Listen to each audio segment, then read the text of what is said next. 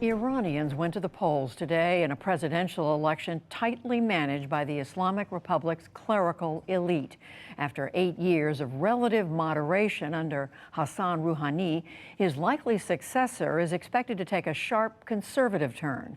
And many Iranians suffering under crushing economic conditions are asking themselves, why vote anyway? Nick Schifrin explains. Today in the Islamic Republic, Iranians patiently waited to cast their votes. Ballot boxes were disinfected, registrations were checked, and ballots were received, filled out, and submitted. But while voters chose their favorite candidate, religious leaders already chose for them the 4 men on the ballot.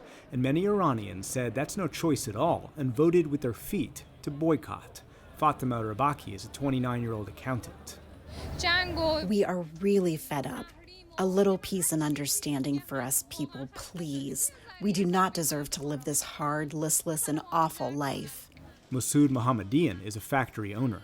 I do not see a candidate who can save the country from the situation it is in, which is a dire one.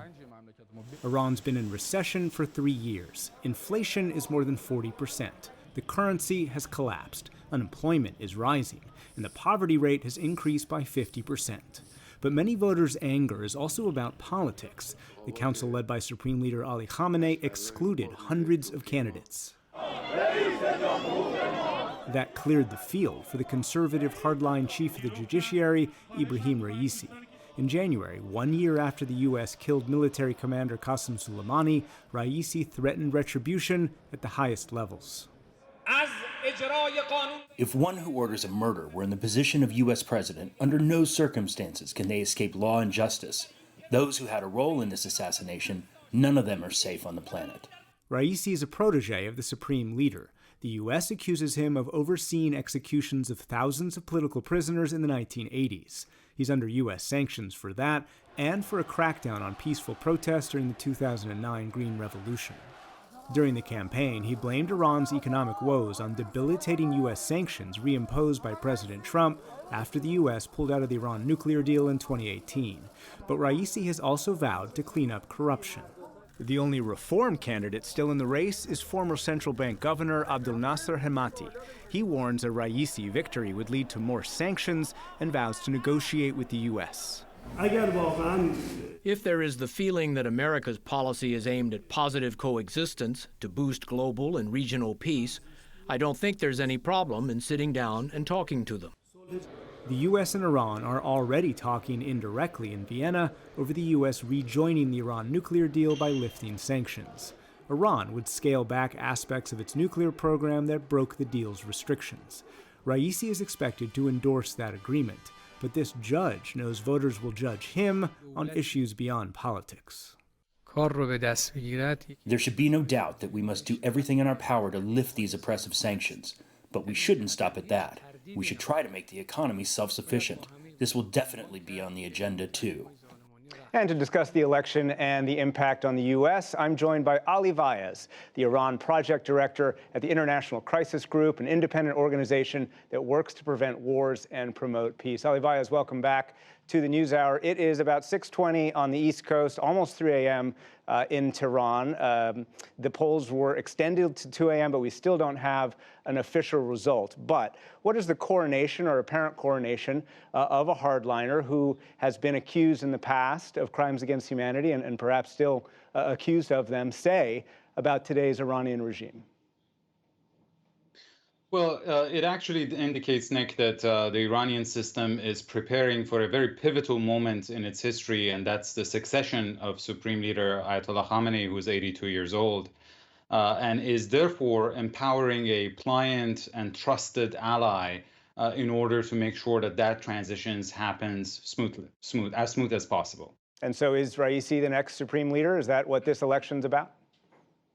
So that's one scenario. But, if the Supreme Leader is seeking to protect his own legacy and his own family, who actually play a role in his office, they're the power behind the veil in many ways, maybe that's not the wisest approach, because the Supreme Leader himself, when he came to power in 1989, quickly moved to completely marginalize the people who were responsible for him becoming powerful.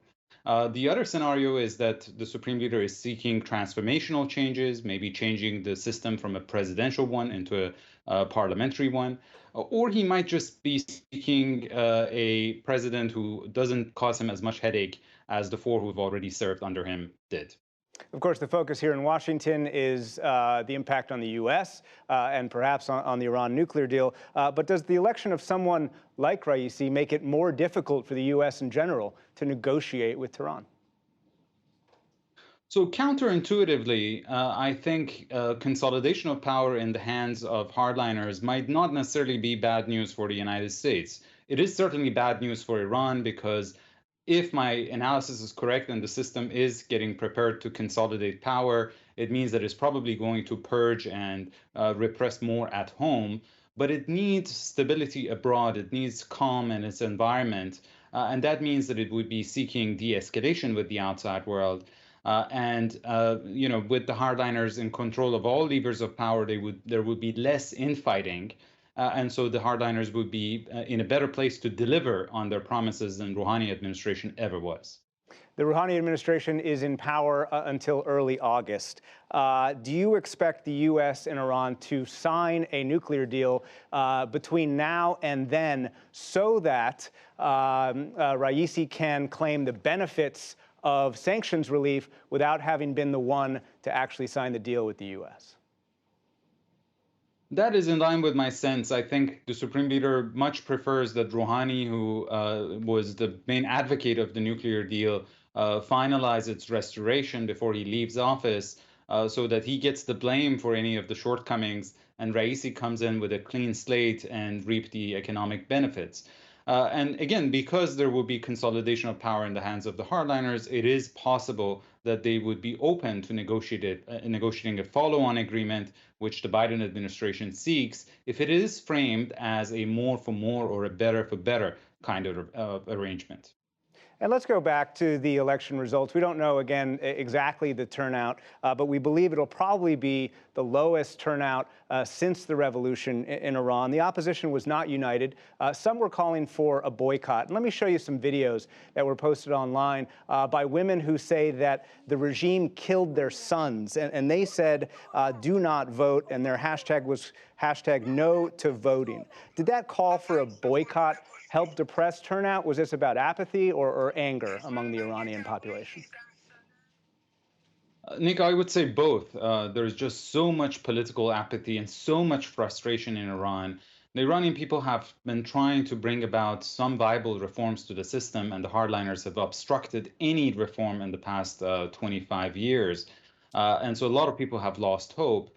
But in the past 2-3 days, the reformists and moderates have tried to mobilize their constituents to prevent a Raisi presidency. And I think that has slightly pushed up turnout from what was initially expected to be below 50%.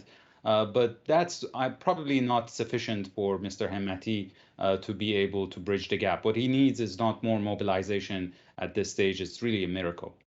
A miracle. Just in the last few seconds that we have, I wonder, given the consolidation of the hardliners that you've described, how does that confront that anger, that apathy against the hardliners among the population? Where does that leave Iran today and in the future? I think in the short run, it means more repression at home. But if the system fails to respond to these grievances and bring about real improvement to Iran's economic well-being, I think they're sitting on a ticking bomb. Ali Vaez, International Crisis Group, thank you very much. Great to be with you.